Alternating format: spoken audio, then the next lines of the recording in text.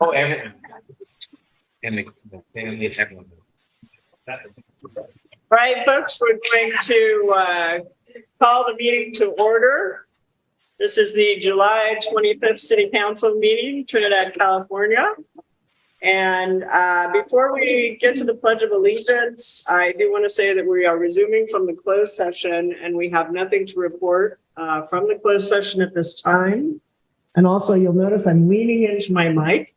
We're going to ask everyone tonight to please speak into your microphones very clearly so that we can test our audio visual, because we have had some complaints and concerns. So we're going to give it a shot, the old college try. With that, let's open with the Pledge of Allegiance, please.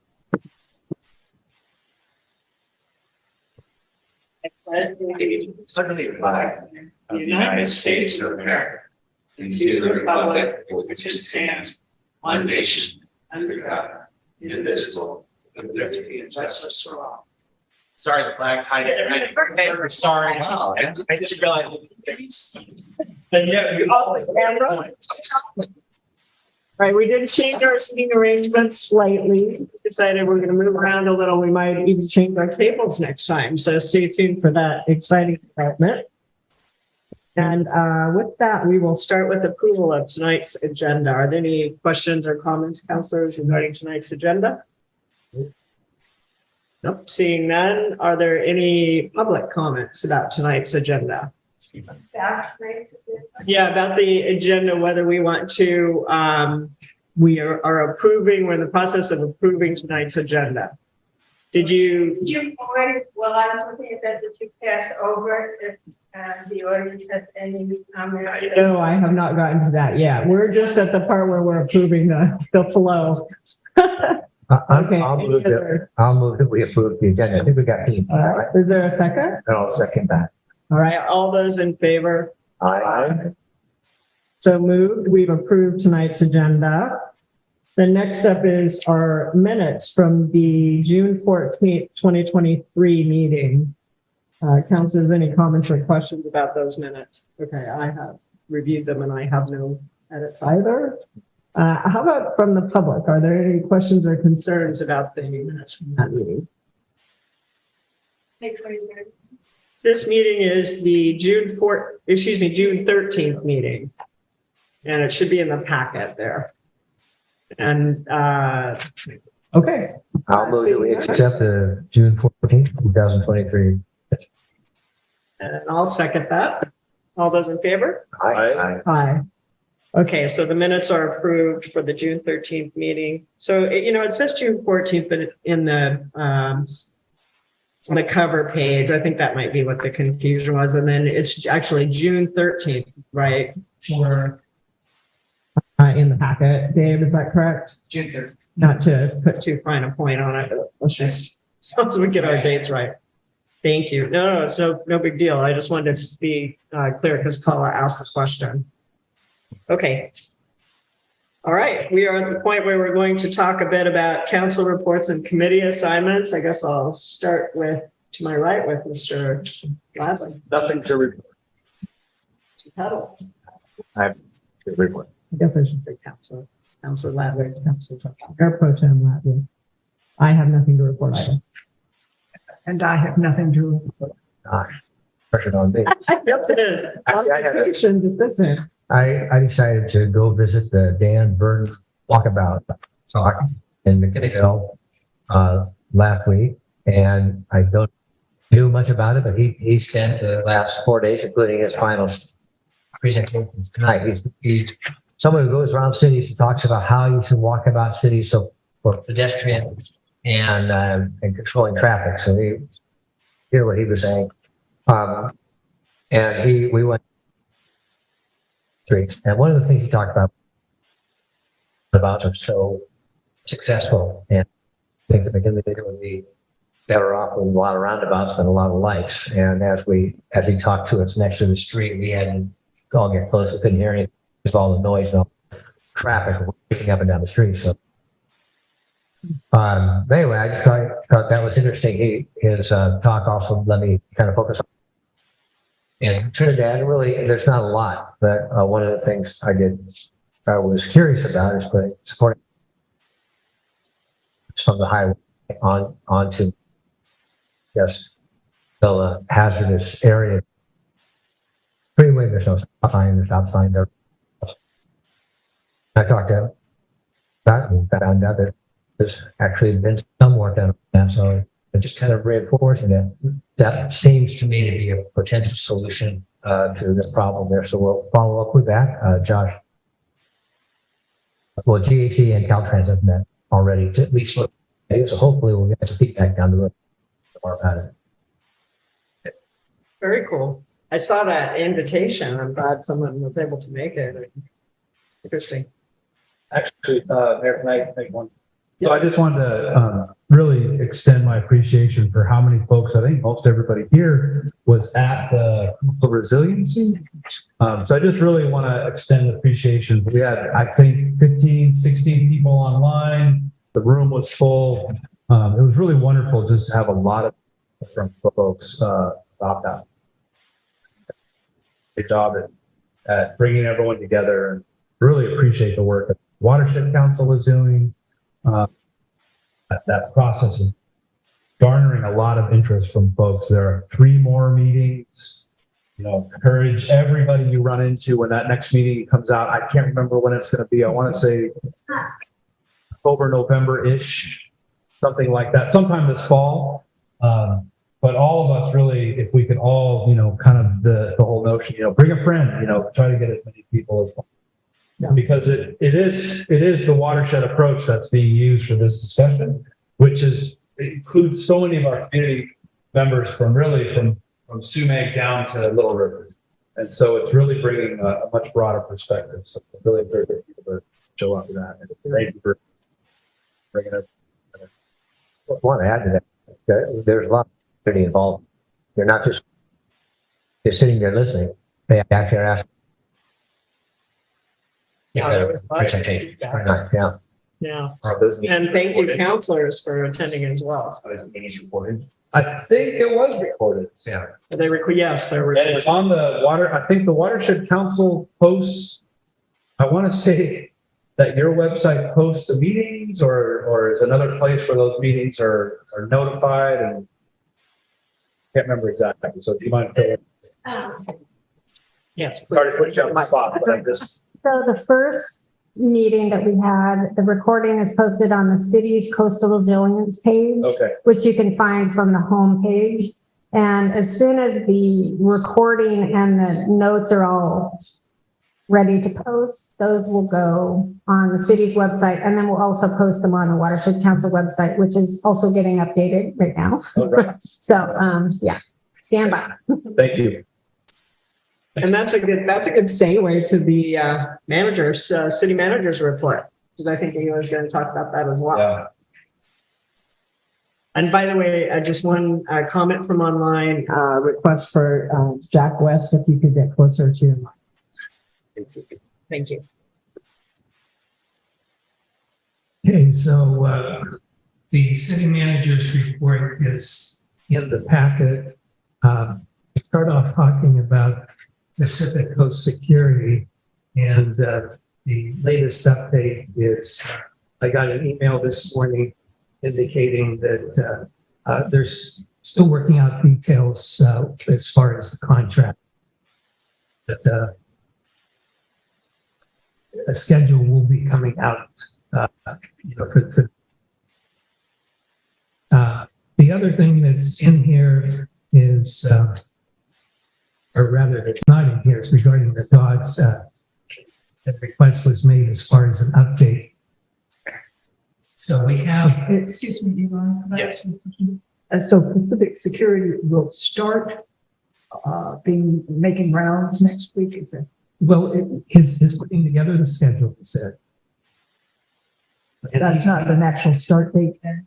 No, he hasn't given me an actual start date. He said, I sent the requested changes for approval. So with his legal. So they're going through that. He says, I'll check the status of that today.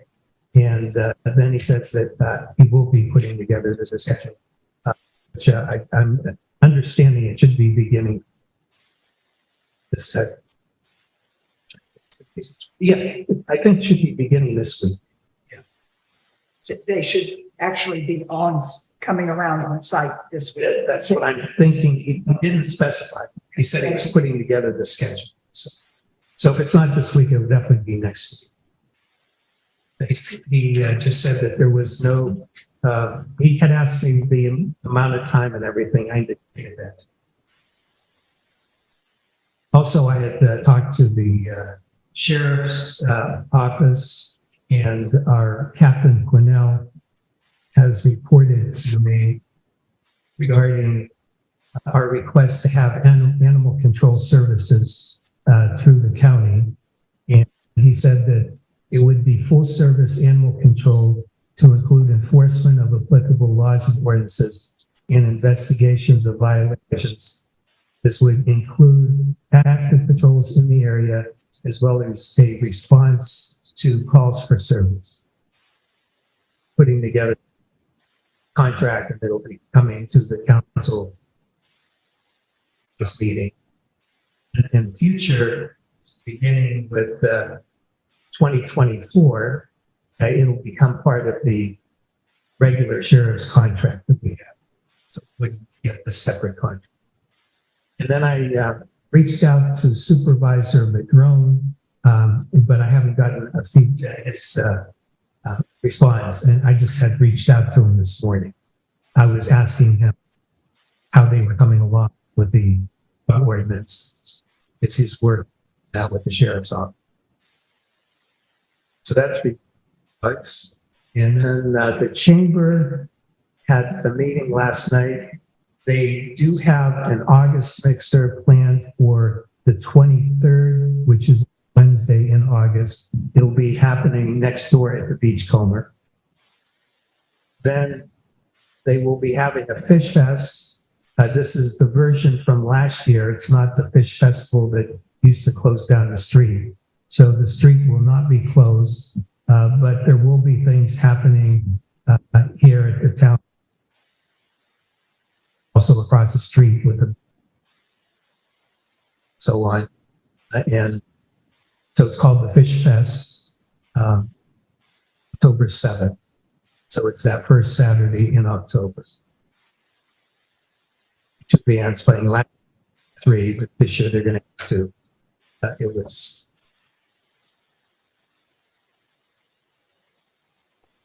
And then also in the packet, Becky and Angela had prepared an extended grant activity report, which there was quite a bit of detail on the grants. And then, of course, Steve Allen is present, where we're going to be to agenda item 1 soon, which we'll cover. So if anyone has any questions, let me know. I read through the grant update and I don't have any questions, but it's very thorough and very well done. So thank you both for that. Does anyone have any questions on the grants or the staff report? Just to recognize that our water consumption continues to show responsible use of water in our city. So the fact that we're continuing to see numbers of gallons sold that lower every year. Just want to really sort of publicly thank everyone for thinking about what's happening in town. Anything else? Right, we will move on now to items from the floor. And at this time, members of the public may comment on items that are not on tonight's agenda. Individual comments will be limited to 3 minutes or less. Please direct your comments to the council as a whole. Maintain decorum and avoid personal attacks on staff, members of the council, and or other members of the public. Council and staff responses will have to be minimal for non-agenda items. And recognizing Paula Levine at the podium. After carefully examining the 9-page draft administrative water connection policies and criteria for evaluating connections, which I'll refer to as DAWC, and its 10-page preamble, I have formulated a plan to simplify the DAWC that will address the concerns of all parties. If the city is truly interested in considering the points of views of their neighbors, possibly annexing our spheres of influences in the future, I hope the city will decide to accept applications to fill the vacancy in the Water Advisory Committee and allow sphere of influence residents to apply for that position. In the meantime, City Ordinance 13.04.280 related to water connections will provide a temporary solution while the request from Sphere of Influence B1 winds its way through the queue. Thank you. Are there other public comments? Oh, okay. Sorry, I see two hands online. I apologize. We're going to take a public comment here and then we'll go online. And Diane Stockness is at the podium. Hi, Diane Stockness, 493 View. So I have a couple items. I got to get my note out here. So I was approached by Dick Bruce from the STR committee. I think he's the chairman, that one of our community members left. And so he asked me, to be on the committee. I haven't even had a chance to call him back. I've been out of town. So I'm here tonight to ask the council, what do you want me to do? You want me to submit an application? You want me to give you some background right now? So anyway, that's my first question is, I don't know what to do because he said that we need another member and I have a lot of experience writing the ordinance and being a community member for 48 years. Yeah, so I think the process, Eli, would be to submit an application to the city staff and copy Dick Bruce, and then we would discuss it at a council meeting. Yeah, we can have her appointed at a council meeting. Okay. The other thing that I had mentioned Dick was the fact that you've been on the committee and you were the planning commission representative. At the last meeting we had, you were still on the committee. So technically we could also consider changing hats since you're already on the committee and just have you as the community representative. Okay. So it sounds like you could just switch from being the planning commission representative to representing the community. But I'm not a planning commissioner anymore. So, right. Anyway, that's why I came tonight to, ask you what to do legally because, we need to keep going with this committee. Yeah. And there's not a lot to do, but there are a lot of STRs and a lot of choice. So. Yeah, so go ahead and put in an application. Okay. Okay. So the next thing I wanted to bring up, thank you, Eli, for your report. So who responds to the Humboldt sheriff? Do they call in to Anton or do they call in to you when there's some kind of an issue? We call them. Oh, you call them. Okay. So on that report, what is CAD on that sheriff report?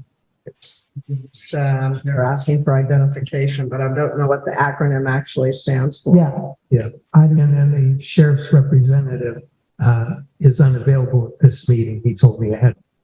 And I'm just going to interrupt for 1 second. I'm going to get into a Brown Act situation here if we do too much back and forth. So the public comment says, sorry, Diane, we can do some of the questions offline, but the public comments are really your opportunity to speak to us. Okay. But we don't necessarily, we can't necessarily answer too many questions. Okay. I apologize. Okay. So I just wanted to, the drone was training the security group or public works, for the dog tickets and watching what happened to the ambassadors Okay, so the last item that I have is, I think we're in a ditch here in the city. We do not have reliable security in town, and we have a tourist destination. We need the North Coast Security Group to quit being complacent, emails, and giving us excuses. We need action. Okay.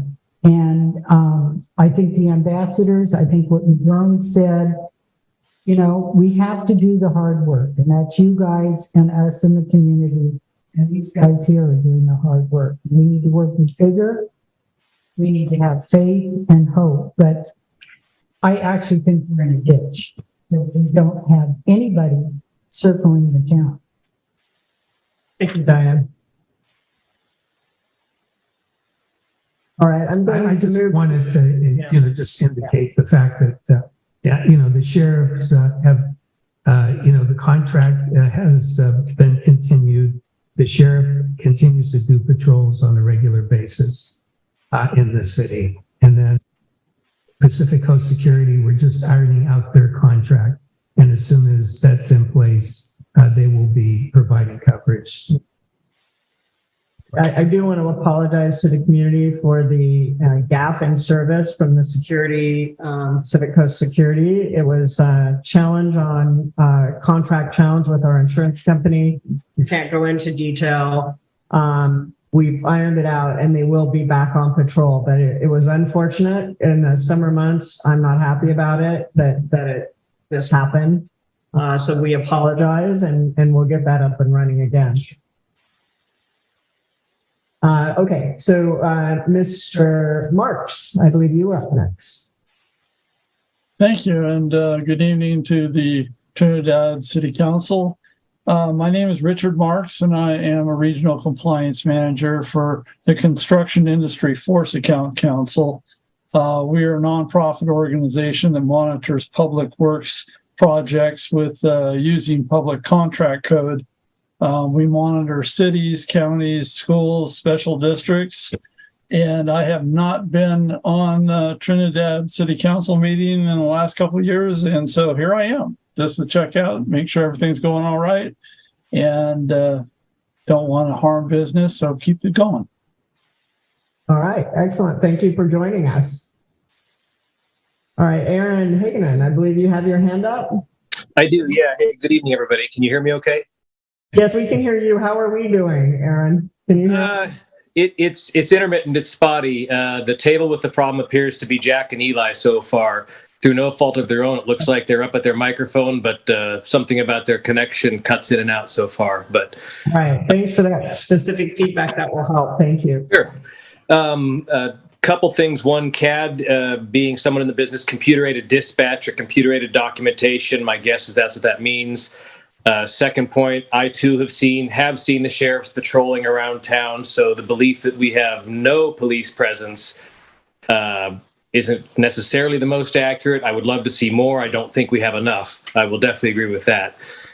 Specifically, my item from the floor tonight, I just wanted to bring back to everybody's attention that traffic calming measures that was discussed at the last meeting are not on tonight's agenda. The minutes from the June 13th meeting do a phenomenal job of encapsulating the discussion, including a summary of the takeaway made by Mayor Kelly at the end.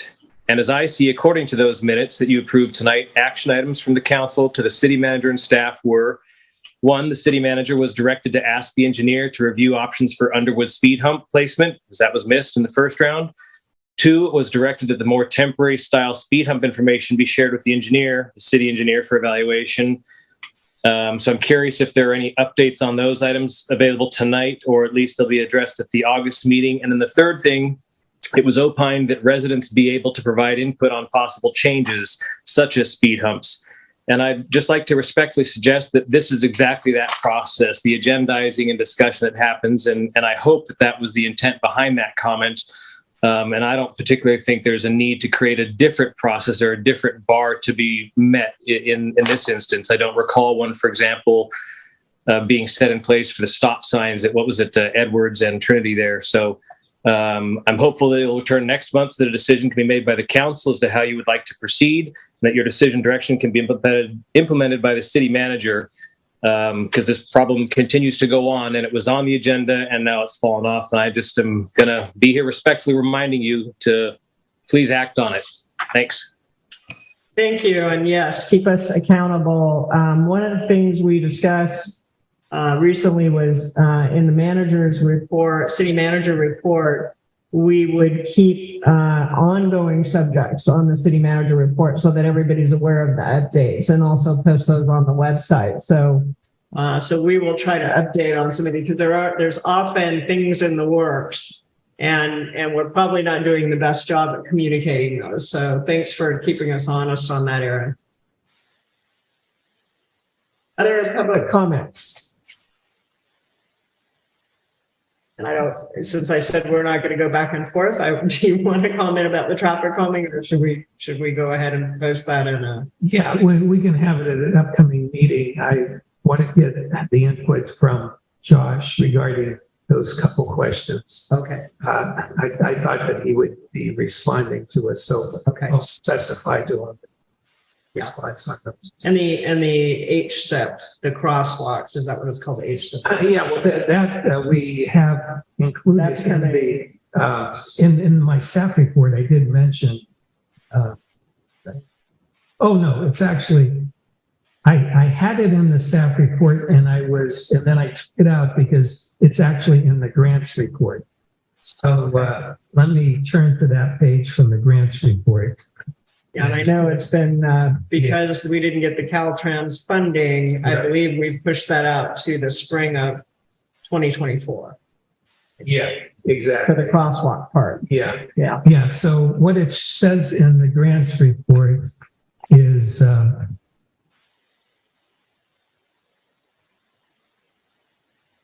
if the CEQA categorical exemption is completed and filed, and permits and right-of-way clearances have been obtained, project plans and specifications have been completed, staff submitted a request to Caltrans in May for allocation of the construction phase funding, which is in the queue for Caltrans approval. Because of the delay, we have missed the window to advertise for bids and proceed to the construction phase this year, prior to the rainy season. Once construction funding is approved by Caltrans, we will decide when to advertise for bids, but construction will occur in 2024 during the dry season. Okay, so that's for that project.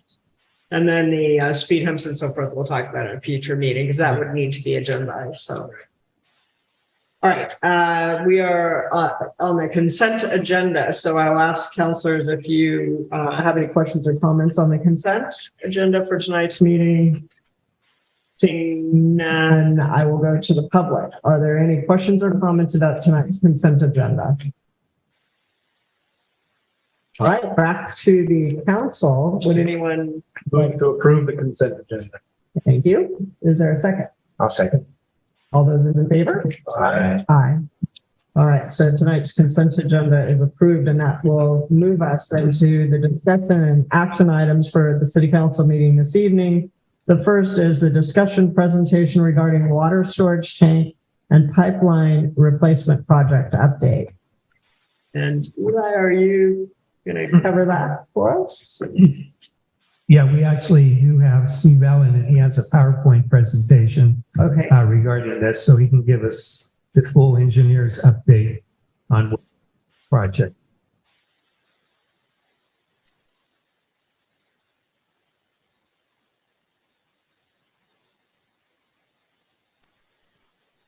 Okay, can you hear me okay? We can, thank you. Excellent. So this is going to be an overview, an update on this project. It's a water tank and pipeline replacement project. If you could go to the next slide, please. So talk about the summary of the project, what it entails, some details about the water tank replacement itself, and likewise the water line replacement, and then also the schedule. You can go to the next slide, please. Excuse me. So this is funded through the DWR, Department of Water Resources, and includes the replacement of leaky asbestos cement pipes, the old AC water mains that were very common on West Haven Drive, Edwards and then Van Wyck, and then also replacing one of the aging existing 150,000 gallon redwood water storage tanks with a new 250,000 gallon steel water storage tank. The project will help reduce loss of water through leaking pipes and also helps increase the storage amount. And the grant covers everything from the design, environmental compliance, and construction of the above items. And we're expecting to commence construction a little bit later this summer, which we'll go into more detail. If you could go to the next slide, please.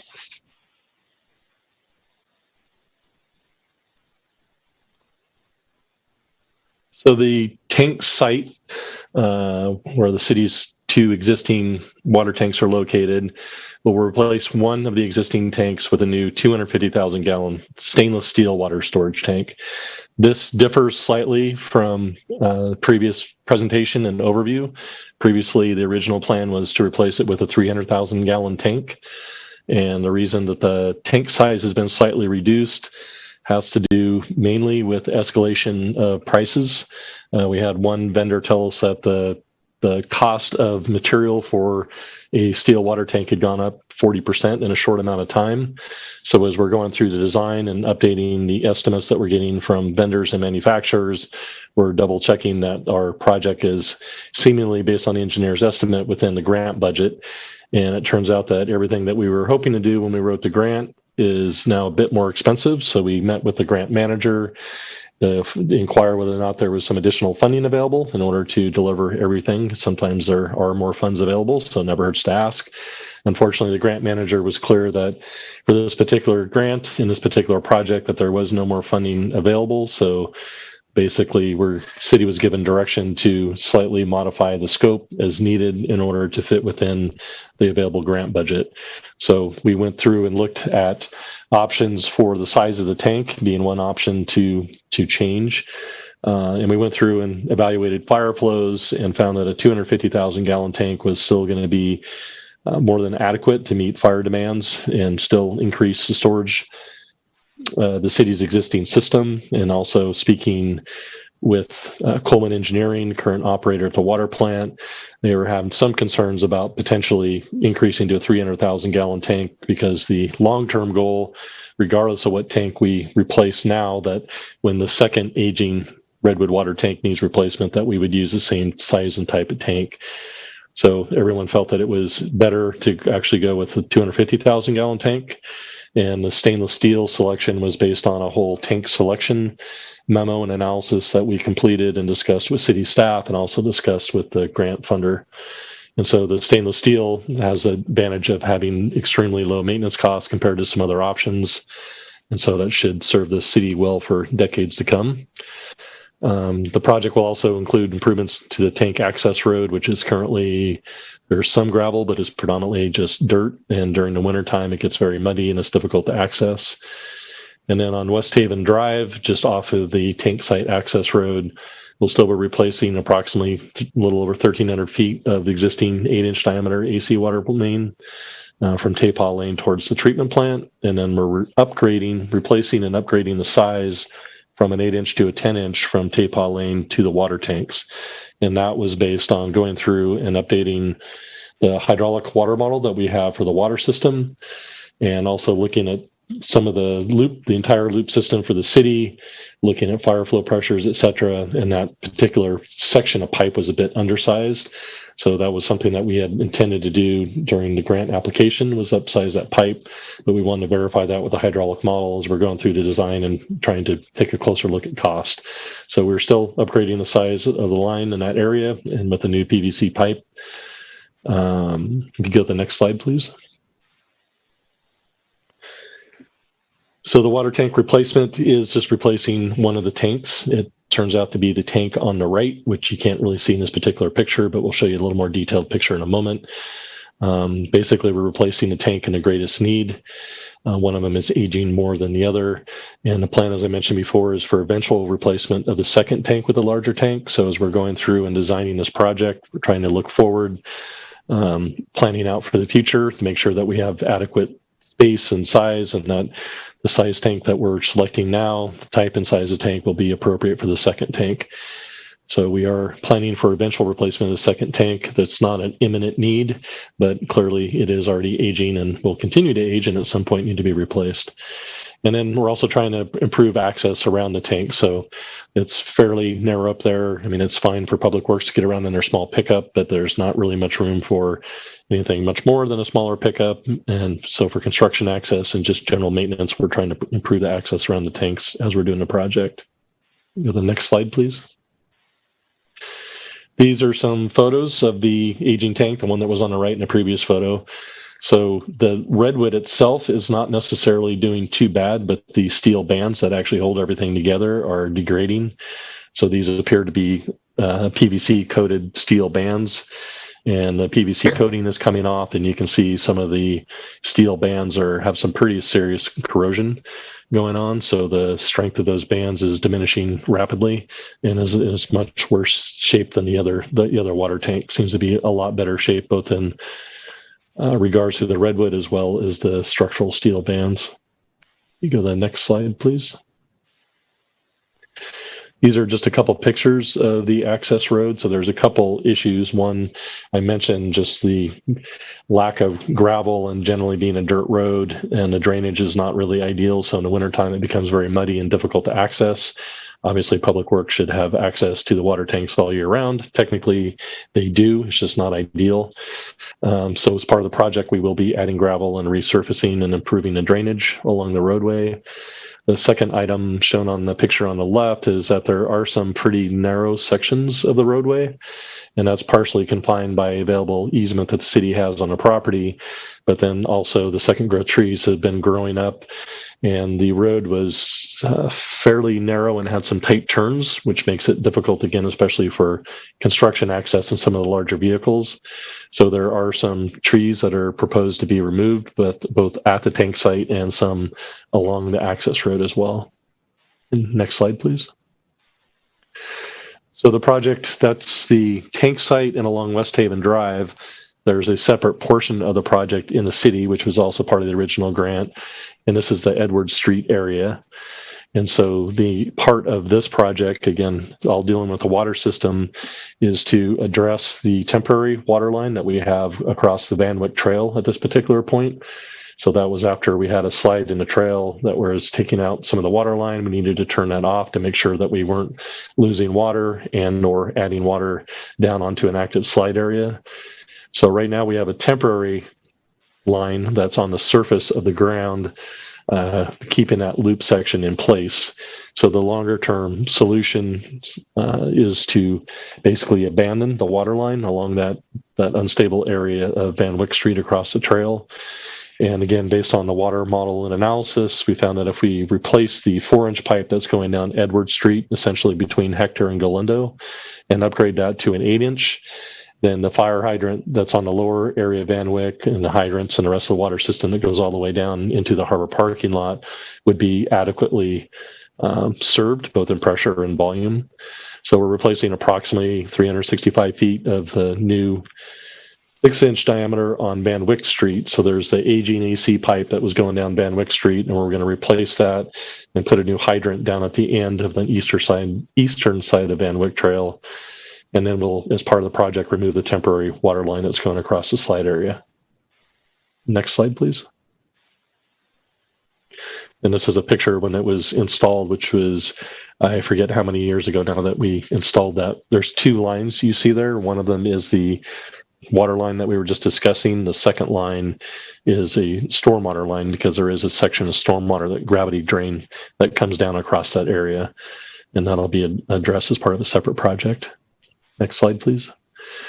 So the schedule, we had finished all the field investigations. I do see a typo on top. It wasn't June 2033. That's a little far out, but we have completed that work.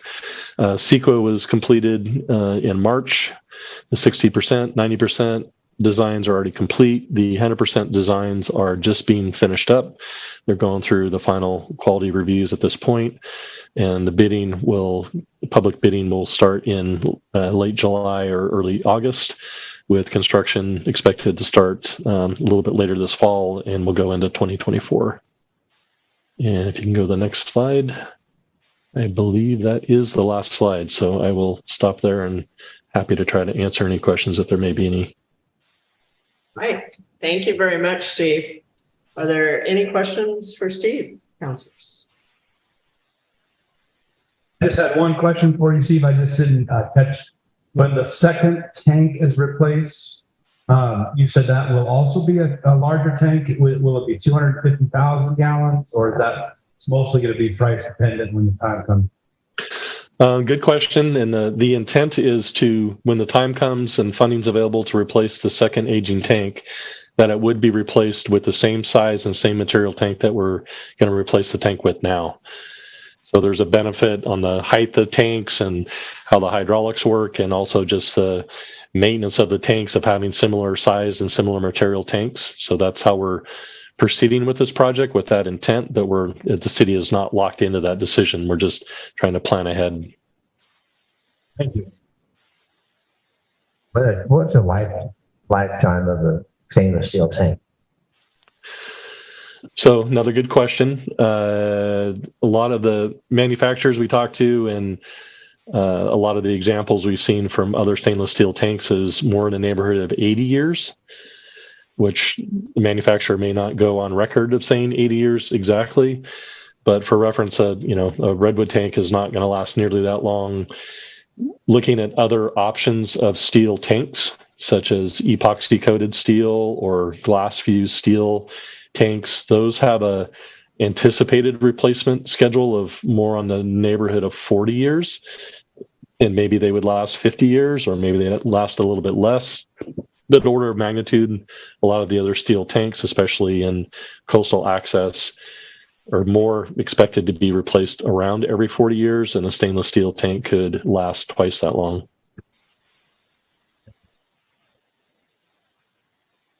See, is there any concern for trees falling on these tanks to them in the future?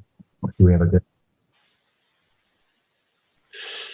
Yeah, I'll try to answer that. The question was breaking up a little bit, but I did hear whether there was a concern about trees falling on tanks, and I would say yes.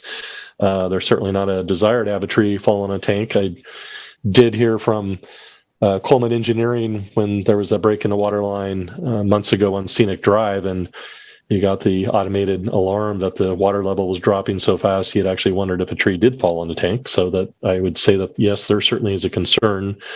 I do believe that a steel tank would fare much better if a tree fell on them than a wooden redwood tank, but it's still not recommended either way.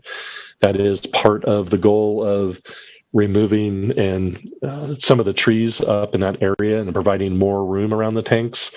Obviously, fire is another concern. So even if a tree is not falling, I'm trying not to have a fire danger so close to the tanks. Again, steel tank would generally do better in a fire situation than wooden tanks would, and having more buffer around the tanks from the trees would also be helpful. The city, I will say, does not own a large amount of land around the tanks, so it is not like that we had carte blanche to try to get a 150-foot clear space, as CAL FIRE and others would often recommend around homes. But we did have the opportunity to remove some trees, both from a fire perspective and also just from a danger of limbs or trees potentially falling.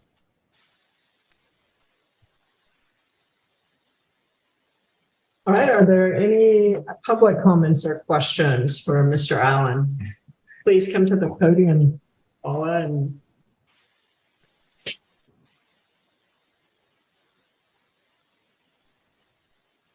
I was wondering if anybody investigated the possibility of replacing the steel bands if the redwood is not in too bad of a shape. Perhaps we could save the tank and add the new tank, and that would give us an extra 150,000 gallons of water if it's possible to salvage the older tank by replacing the steel bands. Do you hear that question, Steve? Yes, good question, and I'll try to answer it. We did consider it, I would say briefly. I would say that it's not It used to be, redwood tanks used to be much more common, right? They're used for decades and well over a century. And so production of redwood tanks, refurbishing redwood tanks used to be much more common. It is not as common anymore in our experience. There's still a lot of redwood tanks, of course, on the North Coast and elsewhere, but refurbishing them is not as common. With some of the fire dangers and things that I mentioned, wood tanks are not necessarily ideal. And as everyone probably knows, the quality of redwood has, diminished since redwood tanks first started being used when we were logging old growth, and there was a lot of incredible heartwood that would last a long, long time. And while the redwood itself is on the existing current tank does not seem to be the limiting factor, it's also not in the best shape. So there are some areas where it's leaking, and it's I don't recall how many years ago exactly. I believe it was 30 years ago. Don't quote me on that, but just order of magnitude. It wasn't too long ago that the tanks were replaced. And so it was not old growth redwood. So the redwood is not as great a shape as it was, and the kind of the business of trying to refurbish those tanks is not as common. So we did put into the grant to replace with a steel tank for those reasons. So as part of the grant project, at least, we did not go through a detailed investigation of trying to save the tank. I hope that answers your question. It's actually the Newer tank that's being replaced, is that correct? That is what I understand, yes. And I do believe that that's part of the issue with the quality, not only of the wood, but also the galvanizing metal. The old steel bands appear to be galvanized, and the newer bands on the newer tank appeared to be that PVC coated material that did not fare as well. And again, we're obviously in a coastal environment, so it's a little bit more harsh, and corrosion is pretty common. But yes, my understanding is it is the newer tank that is not faring as well. That is the one we're replacing based on its current condition. Did you speak with any local machine shops about the possibility of replacing the bands? No, I cannot say that we did. Is there a possibility that might be useful at this point? I don't believe so. As part of this grant project, the tank appears to be having some leaks and issues beyond just the steel bands, and the grant was written to replace it with a steel tank. So I think your thought process and comment is good, and I think it's something that may be more applicable on the older tank as we move ahead. But there are some advantages of switching over to a steel tank and a larger tank size as well. Thank you. Thank you. Are there other questions for Mr. Allen? For the public. All right, seeing none, I will bring it back to the city council. I have a question that I think is more towards the staff recommendation. So I think the staff recommendation in this case, the first one was to authorize the city manager to continue to deliver the project per the grant agreements, including soliciting and accepting or rejecting all bids and awarding the construction contract to the lowest responsive bidder. And so my question was whether or not the city has established a procurement process. I know the state has one. Maybe we're using that one. That one's pretty complicated, I think. But is there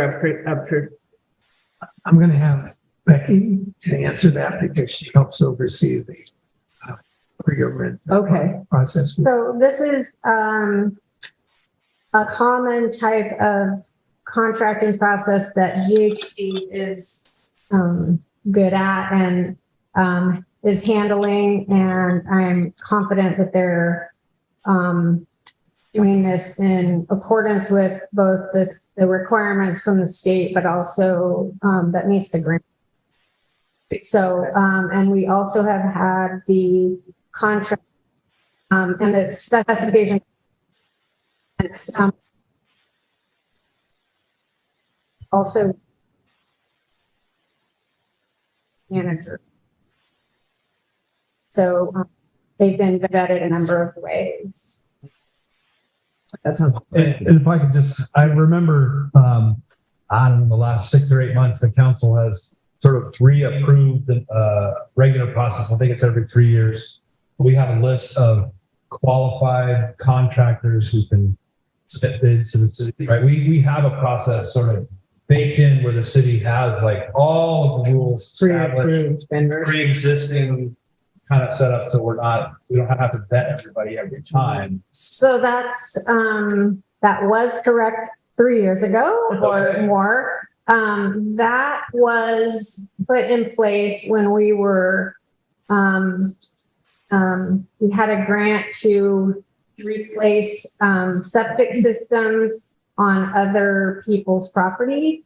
And it was too cumbersome to go to try and do 13 projects with going out to bid each time. And so there's a process where you can advertise for just what you said, a pool of bidders. And so they basically qualify at that time. And then we just send out an email to those and they send their proposals response, and then we can select them from that. So it's a different, for these large construction projects, we would always want it a standalone advertisement or solicitation for bids. I think there would be a benefit to the city to have, if we had a lot of projects that weren't large and funded by the grants, it might be beneficial to, you have to renew that every year. So it's a lot of work. So that's why we haven't done it again for a while. So. Okay, thank you. Thanks, Becky. Aaron. Oh, Aaron, did you have a question or comment? I had, I guess, just a question, but it was more for the staff report in general, not for Steve Allen. Is now the appropriate time for that? Sure, related to this topic? Absolutely, yeah, to this agenda. Okay, yes. As I recall, there was first of all, I'm really pleased with the updated plan, trying to work within the means that were forced on us by the economy. So thanks everybody, a lot of great hard work there. And I'm really excited to see the contract with, I believe it was Able Forestry Consultants for evaluation of the timber that's scheduled to be removed and cut down. I believe, as my recollection is, there was a good deal of conversation about the concept of salvage value in the old tank itself. And I don't see that addressed anywhere in the staff report, nor in the contract for services with Able Forestry. So I don't know if I've forgotten something that I need to be refreshed on or just wanted to bring that up. Thanks. Yeah, and I'll let Steve Allen answer that because it was addressed. Yeah, good question. That was discussed internally amongst staff, so I guess it did not get included in staff report per se.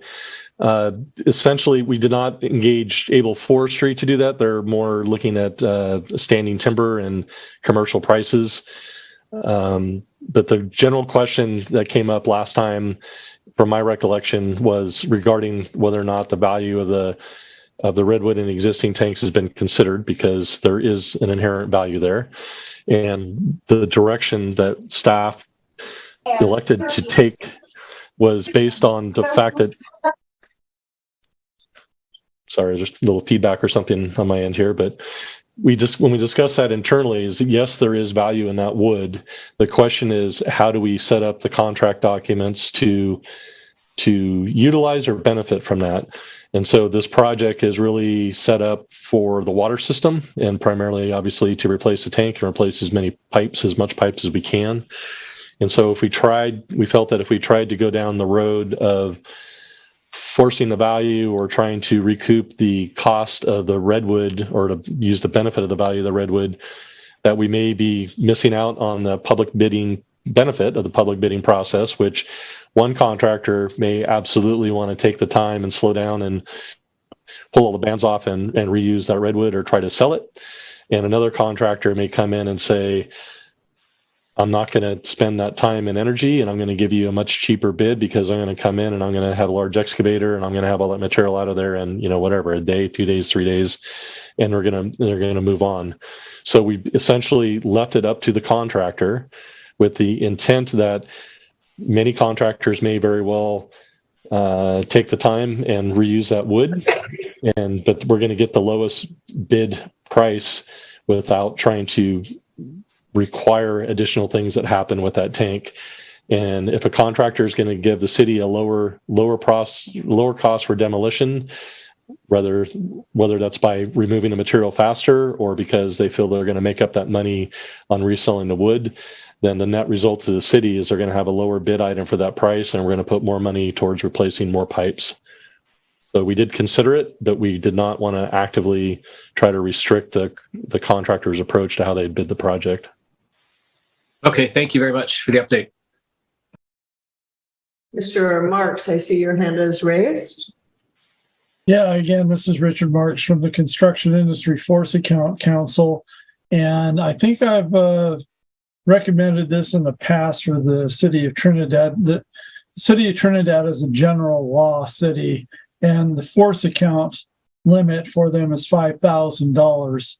If there is a chance for them to consider it, maybe in a future date, to put the California Uniform Construction Cost Accounting Act, which is KUCA, consider that from the state controller's office.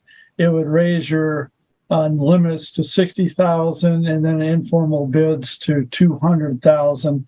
It's just something maybe you could think about for the future for your bidding process. A lot of different smaller cities have that. Excellent. Thank you for that input. We have a couple of folks in the room who are nodding their heads, so they appreciate that information. Yes, Paula, did you want to add a public comment? Yeah. Before I go on, were you done, Mr. Marks? Was that? Yes. You get it? Okay. All right. I'm sorry. Go ahead, Paula. I just want to make sure I didn't cut him off. Not knowing what process the different contractors may use to get rid of the tank, because they'll use a bulldozer or what. I was wondering if there was some way that perhaps we could communicate with the local workers. Yeah. Workers guild. I know what you meant. To potentially salvage the redwood from the tank. And the tank is drained before the contractor comes in. If there's not a contractor offering a reasonably low bid to disassemble the wood, whether they want to keep it or sell it or whatever. If once the tank is drained, if an independent entity, for example, someone from the Woodworkers Guild would want to come in and disassemble it, if that's part of the contract cost from whatever contractor, it would save the city a few dollars, and a guild member would be able to salvage the wood. All right, thank you for that suggestion. Steve probably heard that, so we'll take that under advisement. Unless Steve, you had a comment.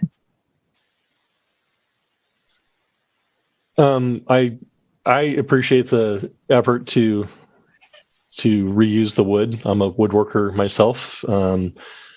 So I had the same desire to try to reuse the wood. The challenge contractually of trying to do that is the work site will be an active work site. It's very likely that the schedule of work will include replacing the water lines and things up to the tank area well before the tank is ever demolished. And we obviously want to diminish the amount of time that the water tank is out of commission. So we're going to be pushing the contractor to try to minimize the amount of time that the tank is down and out of commission. And so I would just say it would be very challenging to try to allow another entity to come in, whether they're volunteers or another company on an active work site, and to try to remove the wood. So I appreciate the sentiment, and it's just challenging contractually to try to pull that off. All right, thank you. I see no other public comments at this time, so I'm going to bring this back to the council. Actually, we kind of did go a little bit back and forth. So back to the council. I spent quite a bit of time on this with the Water Advisory Committee, and actually kind of drafted the water storage tank recommendation. So I'm a big fan of moving to the stainless steel tank. And the Water Advisory Committee actually advised this. So I appreciate the staff going and getting the grants and making this happen. There was a lot of discussion about wildfire resilience and the fact that we needed stainless for that, more water storage for droughts. We had the 2 tanks. One of them was the newer of the 2, but both of them were very old and nearing end of life when we looked at it. So we felt like we were going to have a major failure if we didn't replace it. So I would move to approve the staff recommendations here and authorize the city manager to deliver the bid projects and to work with the professional forester to inventory trees and pay for the trees and move forward. So move. 1 second. All right. Any other? All those in favor? Aye. All right, so that passes unanimously.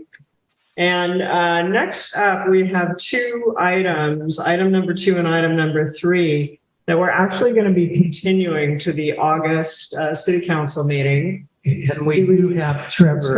Trevor, did you want to say anything about that before we move to continue, or get public comments, etc.? Yeah, I put it on the agenda as I noted in the staff report because I had noticed the zoning ordinance amendment a number of weeks ago for this meeting. So yeah, it would be good to open up public comment in case someone's interested, but just a little bit of quick background. We've been working on some zoning ordinance amendments and have found it a bit unwieldy to work with the city's codified ordinances versus the Coastal Commission's certified version of the zoning ordinance. And so we've been working to bring the two into, look at the differences between the two and bring them together and get the codified version certified. And we've had, it's been more complicated than we expected. We expected to just be changing the numbering basically. But there's been a number of amendments over the years. And then what happened with the certification in the 1980s, and we're missing a couple of ordinances. So we're still working through a few issues with Coastal Commission staff to make sure what we've got codified is certifiable by the Coastal Commission, so that we can use that numbering system. So I think we're very close. I've got a meeting with Coastal Commission staff next week. Hopefully we can kind of finalize things, and I will have these ordinances on the next agenda for you. Are there any questions from the council? Any questions from the public? All right, seeing none, then I would bring it back to the council, and I'll go ahead and move to discuss these agenda items 2 and 3 in the August council meeting. I'll second that. All those in favor? Aye. Aye. Thank you, Trevor. Thanks Thank for you. your help, and we'll look forward to discussing that next month. All right. All right, Trevor, before you leave, just so you'll know, we do have the last agenda item is to discuss the August meeting, which it's very likely that the August meeting will be the second meeting of the month, which would be the 22nd. So just as a heads up. Okay, good to know. Thank you. All right, the next item on our agenda is the city manager's contract renewal. And this is actually, we conducted the city manager's review, as always, in a closed session earlier this evening. And of course, nothing to report. Those are private discussions. The item before us is to approve the employment agreement for an existing year. And so I'm going to go ahead. I don't know, Eli, if you want to say anything before the council discusses, or... Yeah, no, it's typical. Yeah, I mean, whatever, the council comes up with will be fine for. Okay. Any questions, discussion, council, that you would like to enter into, or would you like me to I'm actually curious if we can get some public, since the council's already had our discussion. Good point. During the closed session, if we could kind of move right. Yes, everyone agree? Yeah. I think that's a great idea. All right, let's open to any public comment.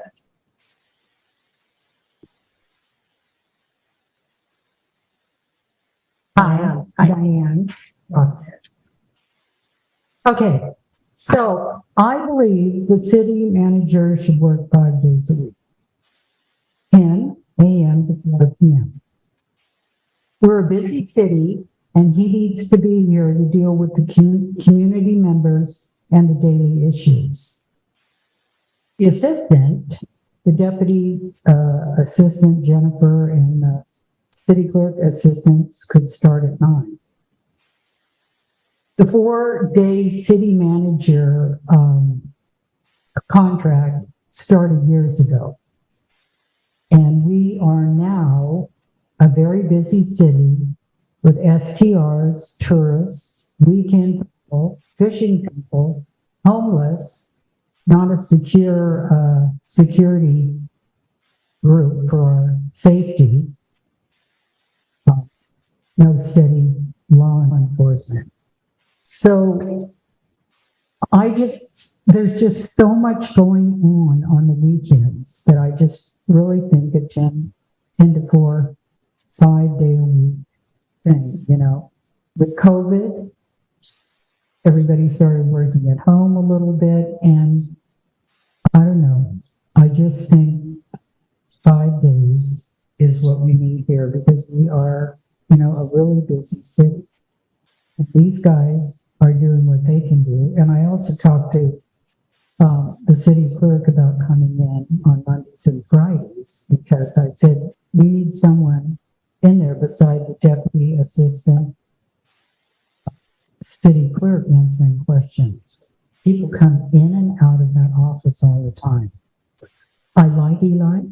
I think, you know, things are going fine, but we need a 5-person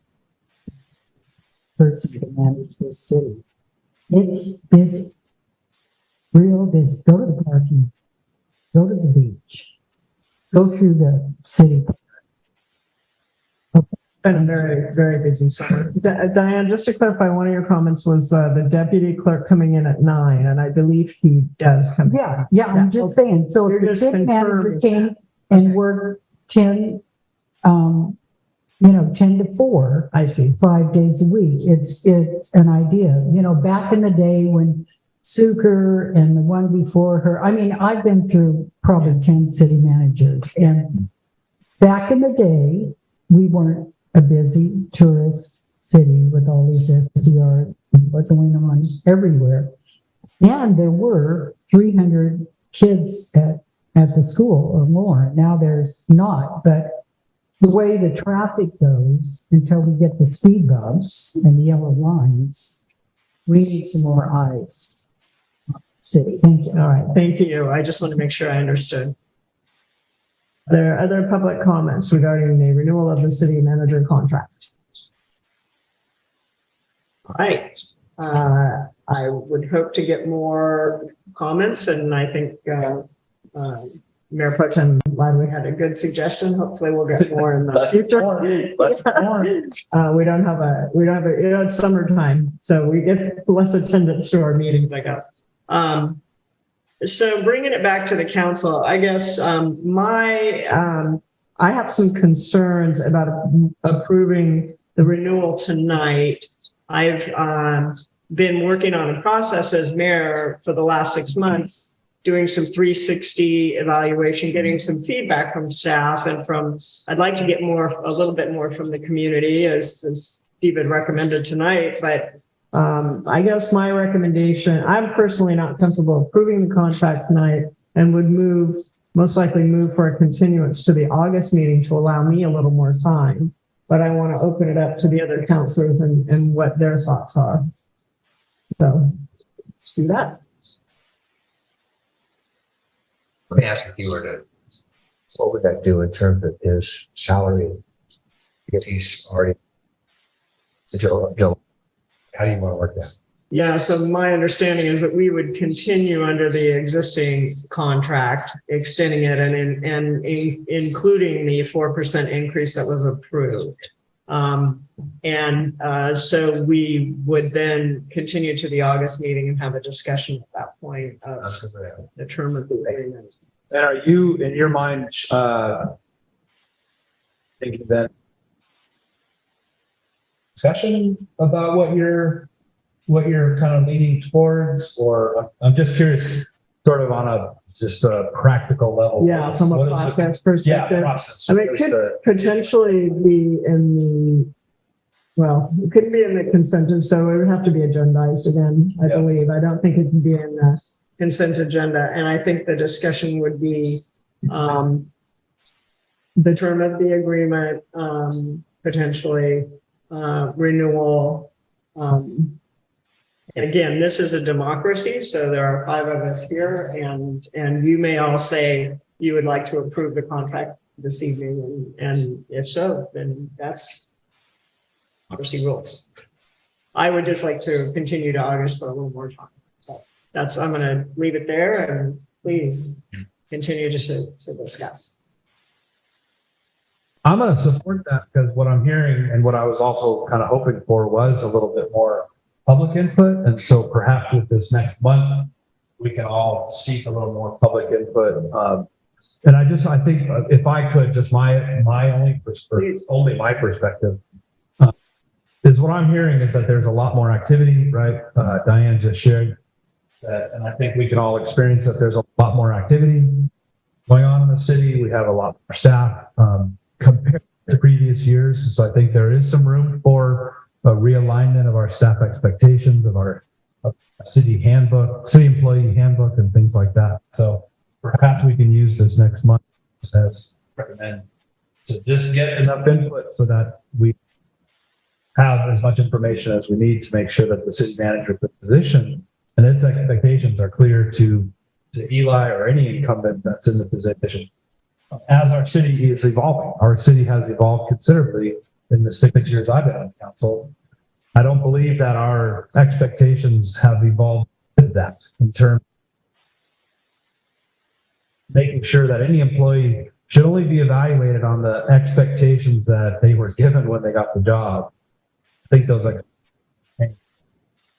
especially the COVID, the water situation, all these changes have been very significant. The number of grants that we're administering right now has so thank you, by the way, but it's also a lot of work that we need to accommodate. So yeah, I support your recommendation that we all come together in August. Just our perspectives on how to make sure that city manager position is meeting the needs of the city. And, I wasn't here at the time, but at one time, it was the city council who was doing all the work of the city manager. That's not a realistic model for our particular situations, but let's make sure that we're being clear on. Yeah, I agree. And I think the onus is on the city council with more input from the community to help establish and set priorities. So that's really good. I'm in accord with your suggestion as well. I have spoken to a few people, citizens, I guess, who couldn't be here tonight. So perhaps in August they could join us. And in August, would we also be talking about more specificity in terms of? I think we can talk about, setting kind of what are the priorities that the city council is helping to set for the city manager? Because, one of the things we've discussed, and this is not related to any specific evaluative or evaluation, but we've discussed as a council that we need to take a more active role in establishing the priorities for the city and helping and supporting the city manager in his leadership for the city. And so I think, yes, to answer your question, Katie, I think we could maybe, list out the 4 or 5 things that we would like, that the council is suggesting that the city manager really focus on, and then get input from both the staff who are members and the community. Yeah, that would help me a lot. Okay, in my decision. Okay. Much more to say. I agree too. All right, so I guess I will move to continue this discussion to the August meeting with the understanding that the council will discuss at that time kind of a prioritization of focus areas for city management. Looks like All those in favor? Aye. So moved. Thank you. And thank you, Eli, for your patience as we work through our process. Yeah, thank you. And just to be clear, as I understand it, we're approving the 4% all other staff got effective immediately, actually effective July 1. And contract, you know, I just want to make sure that. Absolutely. That's exactly what we're saying. Thank you for clarifying that. All right. I think the last discussion on tonight's agenda is the August council meeting schedule. So Eli, I think you, or Jack? Yeah. I can weigh in. I know Jack had told me he was not going to be available for the regular council meeting on the 8th. The 8th is actually only 2 weeks away from today. So I asked the council members, and it appears that everyone is available for the 2nd. So basically, it seems logical to have it on the 22nd. And then from the 22nd to the regular council meeting in September would be 3 weeks. So it would seem to make sense to, do a 3-week spread rather than a 2-week spread. All right, everybody okay with that? With the 22nd? Okay. I did want to note also that Jack Tuttle told me that is unavailable for the regular first meeting in September. So in case the council wants to take that into consideration, but otherwise August seems to. Okay. Do you want to decide the September meeting date tonight? Should we go ahead and do that or do that in the next meeting? Does anyone have a preference or? I'm okay with sticking with the regular schedule. I mean, all of us generally take 1 or 2 meetings off a year for work or family vacation. I am as well. Yeah, Everyone else? Okay. As much as I'll miss Jack, yeah. Mr. Tuttle, Yeah. I think it's okay for me. No. Okay, so August 22nd is, and then I will go to public comments. Are there any members of the public who would have a comment about us during the meeting August 22nd? All right, I see no public comments. So they're booked for August 22nd and a regularly scheduled meeting in September. Any future agenda items, city councilors? Just a traffic comment. I think, giving Josh a little nudge might sure get the answer. Thank you. Yeah, Aaron will appreciate that. He left. Oh, no, he didn't. He's not there anymore, but we'll call. Oh, yes. Yes. He's having a son. Yeah, and I'm going to go to public next. So, and I may have been what he was going to say. Any other future agendas? I had asked Eli for an update on the dog situation. And I think Jennifer had a whole plan that she was going to put forth. I just Like don't know campaign. what's happened with that. So I don't know if it needs a whole discussion item, but I don't know where else to put it. Yeah. Yeah, so Eli mentioned a couple of things about it, but maybe it does deserve a future agenda item to talk about the animal control piece, the new ordinance when it comes out, and the campaign. Might be September, not August, but I don't know.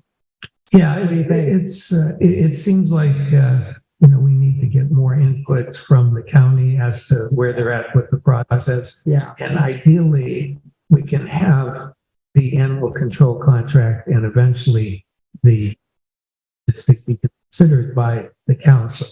Then after that, we can do some kind of a program to help promote. And also, as Diane was mentioning that, the ticketing as well.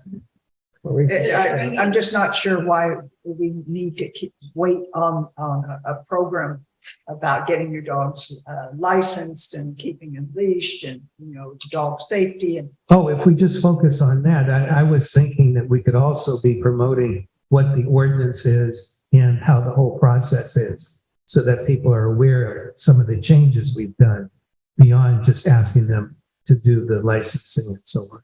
Maybe we should connect with Jennifer and see if there's a campaign that, we can put together and discuss, because there was something that was talked about for July or August. And I think I can't remember if we were waiting for the ordinance, but I don't think the two are.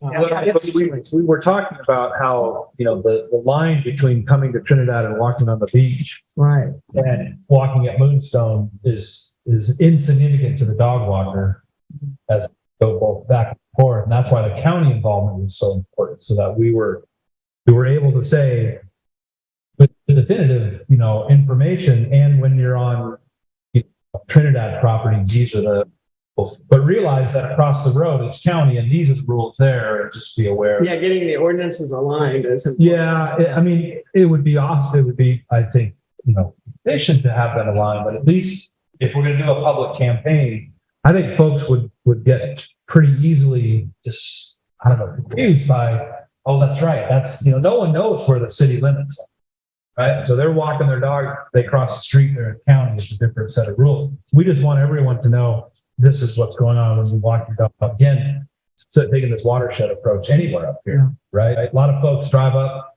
am I going to hit Moonstone today or State Beach? They're not thinking, well, one's county and those rules apply. Right? So we just want to be able to, I think, be super, super, super clear. Yeah. And the state parks, I don't know, we need to get them. If we're going to do a public campaign, let's do it for the. Understand. The state parks, any. Could be, that was supposed there. The person in charge of trails for the state parks and track, get just that kind of. Well, I'll have it here as soon as I get the meeting down. Okay. Well, given the amount of discussion, it does seem like this is an interesting topic. So maybe we put it on the September agenda as kind of a forcing function, because the one thing I do get concerned about is that the county ordinance takes, a couple of years or something. But if it's imminent, then, that'll really help. Plus, I have Supervisor Madrone said he was actively working. He did. But again, active for the county may take longer. Well, but you're right. Yeah, it sounded like it might be imminent, so we should check. Maybe we can check with Supervisor Madrone. Time is of the essence because I have a 3-month-old Bernese mountain dog that would make a perfect poster child. That's a conflict. You'll make money. Counselor Joe? Yeah, I'd like to just ask staff to the PG projects start the process to underground the power lines in town.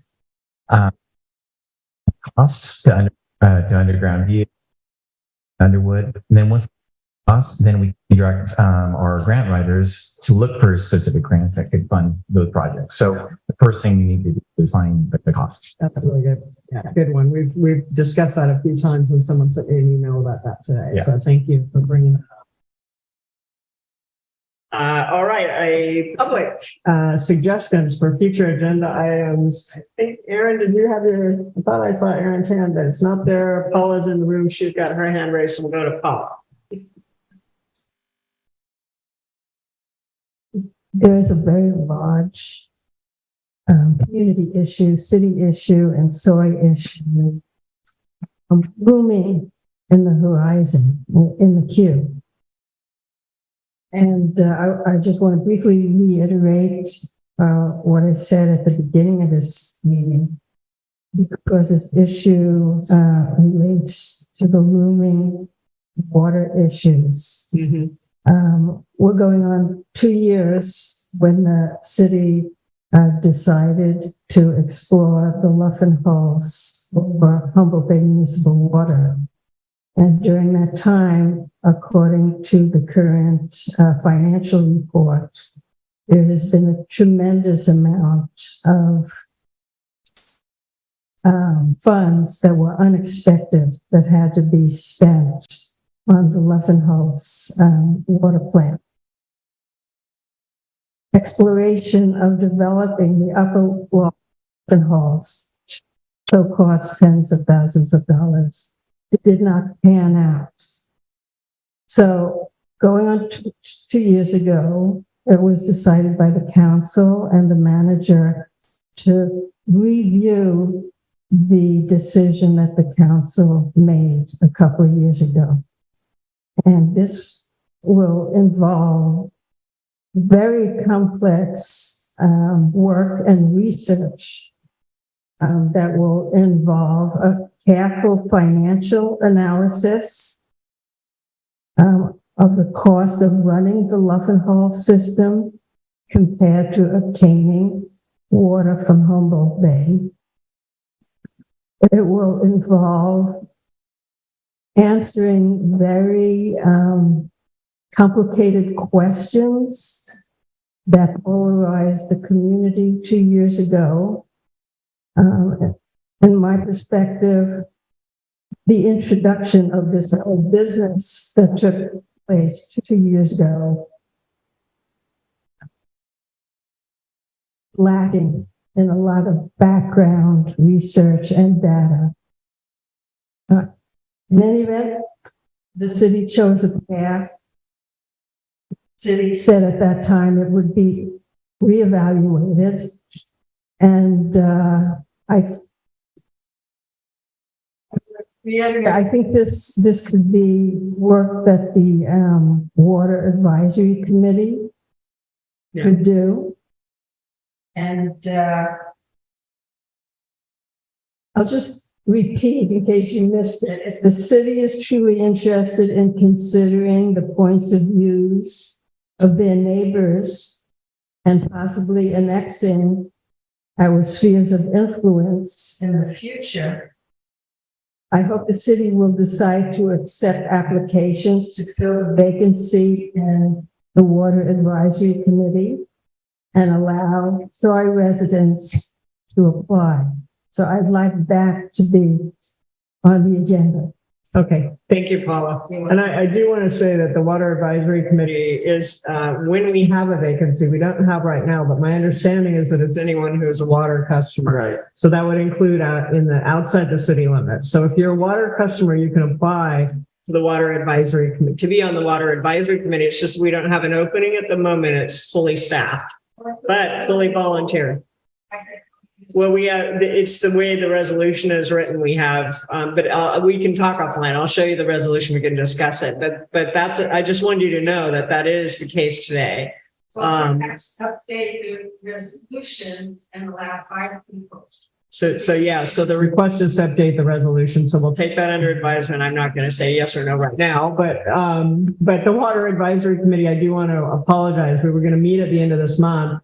One of the things we were going to talk about was investment in the water treatment plant and so forth. And we had a lot of detailed PWA presentations, et cetera, but we just were not able to find a time that worked for everyone because of vacation schedules. So we're pushing that to try to do it in August. And so we'll be posting that soon. And we will address a number of these things. But I think Paula was saying the hookup to Humboldt Bay Municipal Water District is a potential future agenda item. So we'll put that on the list of something that we may discuss. I think the council would have to weigh in on that. Well, I know when the decision was made previously, it stated that it would not be reconsidered for 3 years. Okay. It's been 2 years now, right? It's either 2 years or close to 2 years. Yeah. So we'll take away. So there is going to be a delay. Paula, if you want to add something really quick, I need to get to the last comment here. I just want to clarify because I think Eli misunderstood me. I think there needs to be preparatory work before Humboldt Bay comes on the agenda to avoid the confrontational politics that happened 2 years ago. Yeah, your point's well taken. Thank you. The other point, there are 5 members to the what?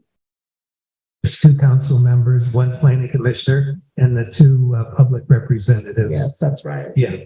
Well, there's actually 3. No, sorry, 2. Yeah. Bryce and Dwight. Right. Yeah. So we do have 5. Yeah. We would have to add a 6th if we. No, I'm just saying that. I mean, she was thinking that maybe it was 4 to make it 5, but it is 5. Yeah, 5's typically a pretty good number, but all right. Aaron, did you have a comment?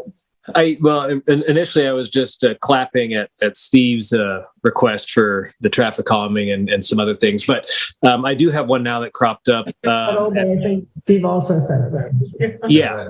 Oh, that was Steve. Okay. Sorry, Yeah, that's what I was applauding, but it's like a hand there, a Zoom trick I learned recently. But I was going to suggest, after participating in this meeting virtually tonight and having listened to some recent recordings, we do really need to, as a government, bolster our audio video thing. So getting that back on the agenda, it's important enough to me, sitting on the planning commission, trying to review things in preparation for minutes and meetings and whatnot, that I'll volunteer my time to do the legwork on this project so that it doesn't become another burden for staff. I just need to know, is Gabe the right person for me to reach out to understand the starting metrics that need to be met to have a system for the city? And then I'm happy to come back to council with a presentation and some options. It's that important to me. And it's hard for me to participate in government remotely, and hard for me to participate as a planning commissioner with the system we have in place through no fault of the hard work that's been there, but put into it. It just, we got to get this going better. And I'm happy to do the legwork again, because I know staff is pretty maxed already, and I don't want to just add more things to their plate. So thanks. All right, thank you. All right, I'm sorry, I got you guys. So Aaron, did you want the underground utilities?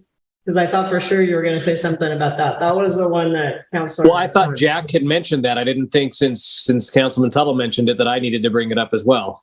And he was breaking up. His audio was legitimately breaking up during that, so I couldn't hear exactly what he said.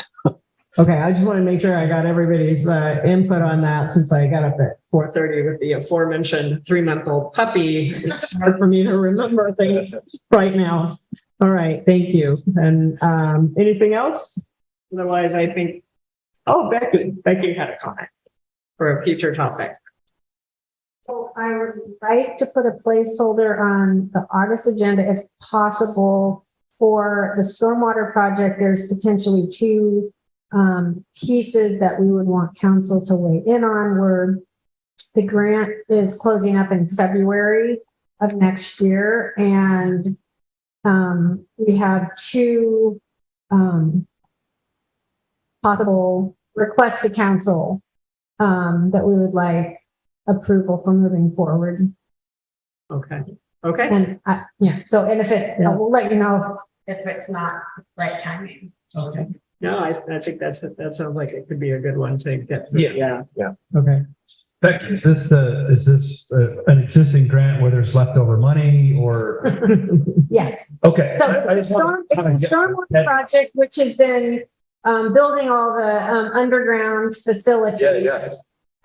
Steve briefly mentioned there's a stormwater pipe on Van Wyck Trail that's kind of iffy. And so the grant manager said he would consider a proposal to fund supporting that stormwater drain if we put some water treatment at one end or the other.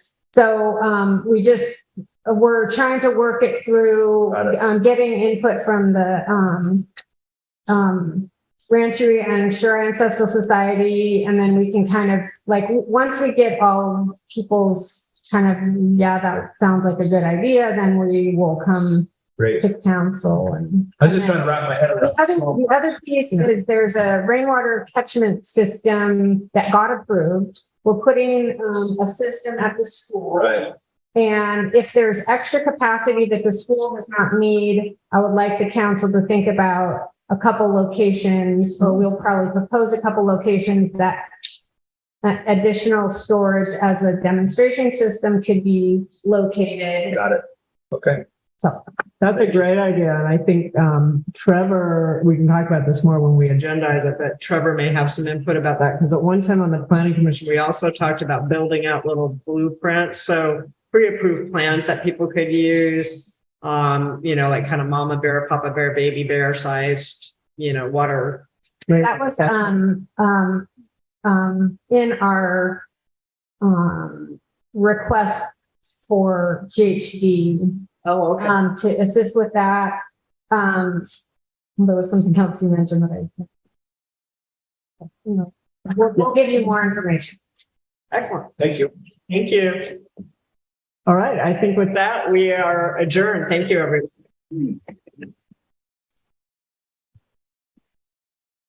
Now, 4:30, I'm not sure ready. Wish I was, but then I went to, I had a jury duty. Oh, yes. Yeah. Did you go? I did go, and I was there most of the day, and then they declared a misdemeanor. Oh, yeah. Yeah, I got, apparently I got. At my age, I finally stopped.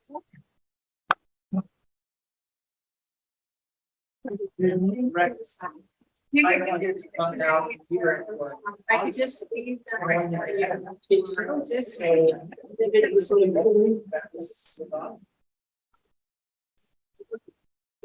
Yeah.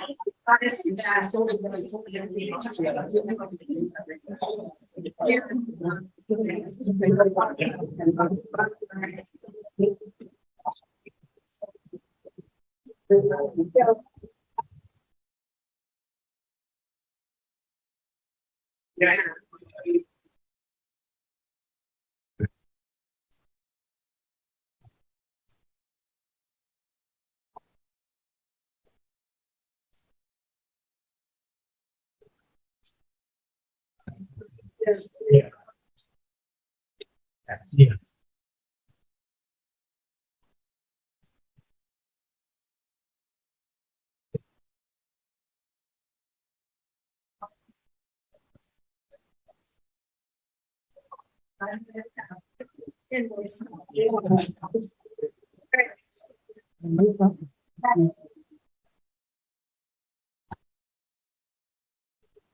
Oh, yeah.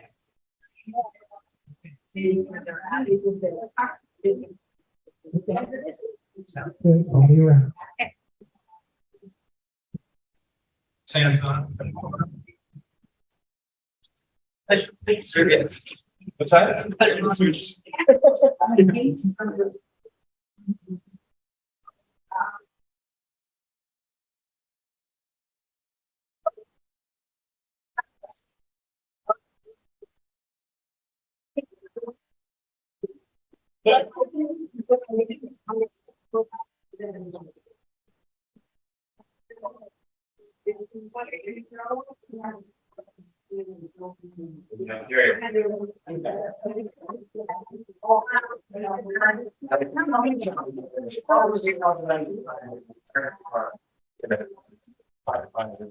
Recording stop.